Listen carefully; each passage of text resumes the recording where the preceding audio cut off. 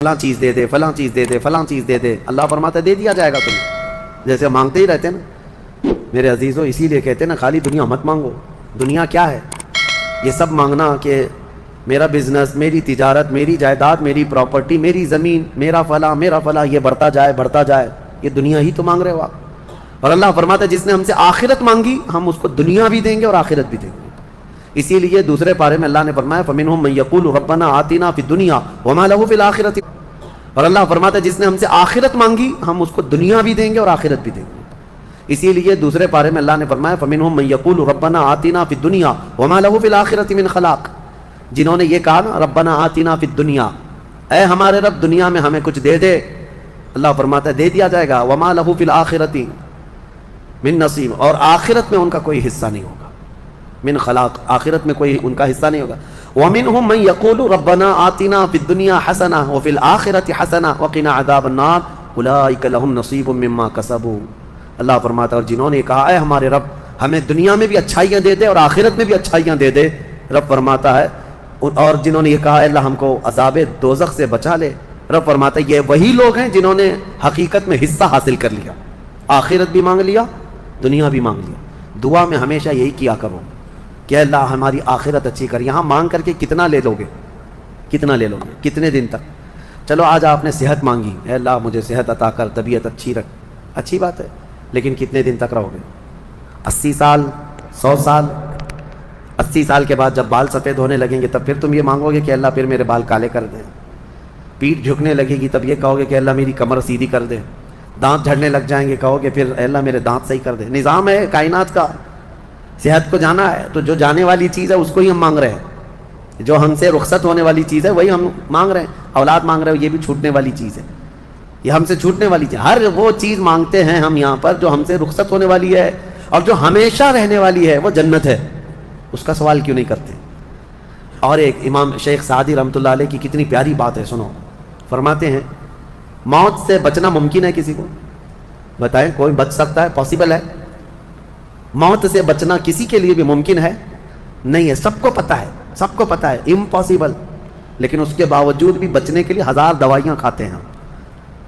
سب کو معلوم ہے کہ موت سے نہیں بچتے ہیں، لیکن اس کے باوجود بھی بچنے کے لیے ہم روز کچھ نہ کچھ کر رہے ہیں.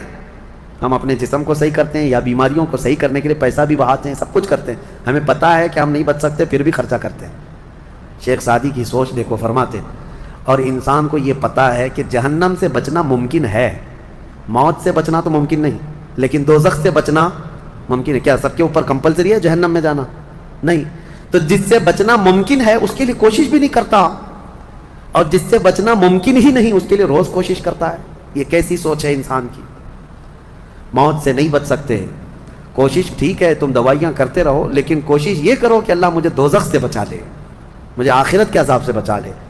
میرے عزیزوں ہمارا سارا نظام اسلام کا آخرت پر ٹکا ہوا ہے. اسی لیے رب تعالیٰ نے فرمایا من کان یرید حرث الآخرۃ نزید لہ فی حرثہ. ایک بات میں آپ کو بتا دوں، اگر اسلام سے آخرت کا کانسیپٹ نکال دیا جائے تو پورا دین کھوکھلا ہو جائے گا. یعنی پھر کس چیز کے لیے کر رہے ہو تم؟ نماز کیوں پڑھ رہے ہو؟ چوری سے کیوں بچتے ہو؟ شراب کیوں نہیں پیتے؟ ہر چیز کا تعلق تمہارا آخرت سے جڑا ہوا ہے، آخرت سے. کیوں؟ حساب ہوگا، پوچھا جائے گا. میری نمازیں بھی پوچھی جائیں گی، روزے بھی پوچھے جائیں گے. ہر چیز آخرت کے خوف سے ہم دنیا میں عمل کر رہے ہیں، اور اگر آخرت کا کانسیپٹ ختم ہو گیا تو وہی درندوں کی طرح سے ناچتے گھومتے رہیں گے. جیسے دوسری قوموں کو دیکھ رہے ہیں ان کے ہاں کوئی تصور ہی نہیں آخرت کا.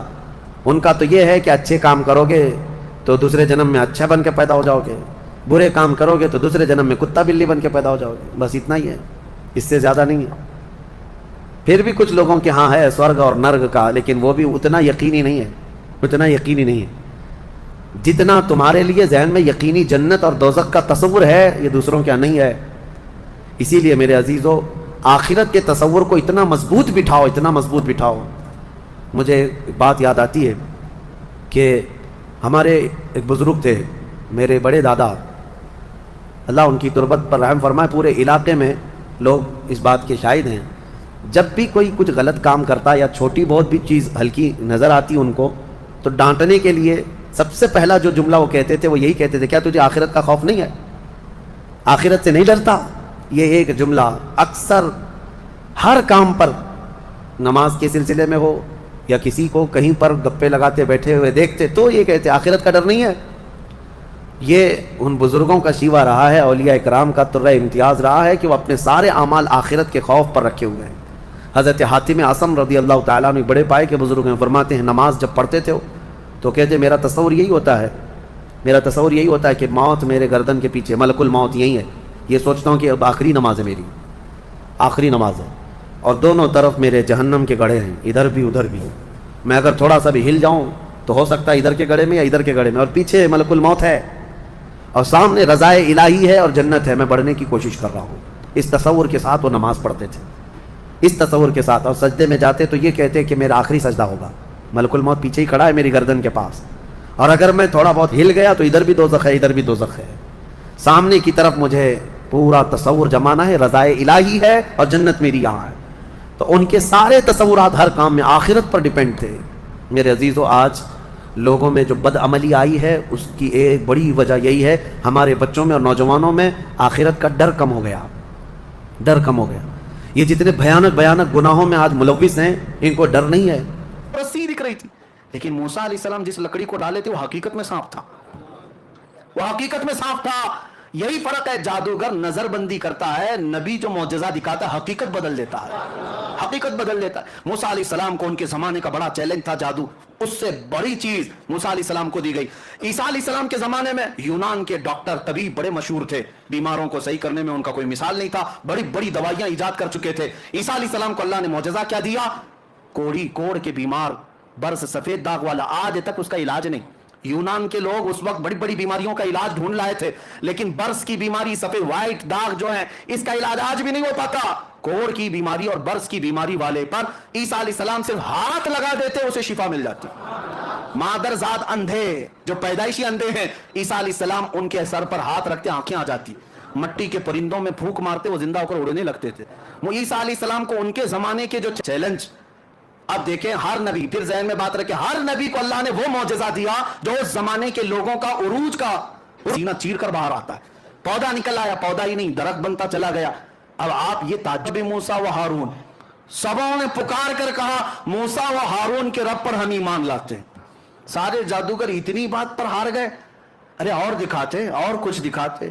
اب فرق میں آپ کو بتاتا ہوں, جادوگر جو دکھاتا ہے وہ جادو چیزوں کو بدلتا ہے.